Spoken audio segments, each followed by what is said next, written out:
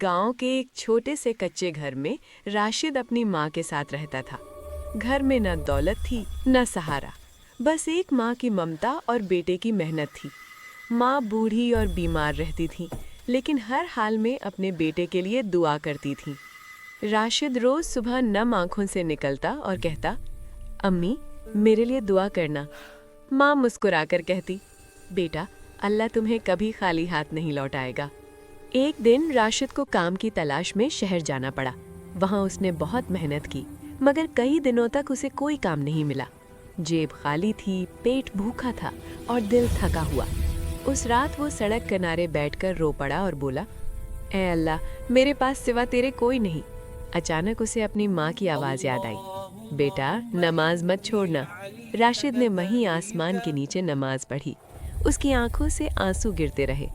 अगले ही दिन उसे एक नेक आदमी मिला जिसने उसकी सच्चाई और मेहनत देखकर काम दे दिया। कुछ ही महीनों में अल्लाह ने इतनी बरकत दी कि राशिद अपनी माँ को शहर ले आया और अच्छे इलाज का इंतजाम किया।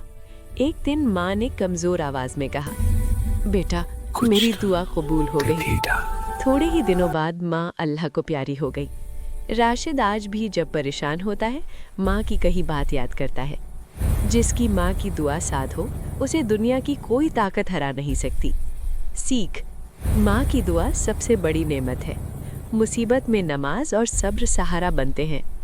अल्लाह पर भरोसा कभी टूटता नहीं।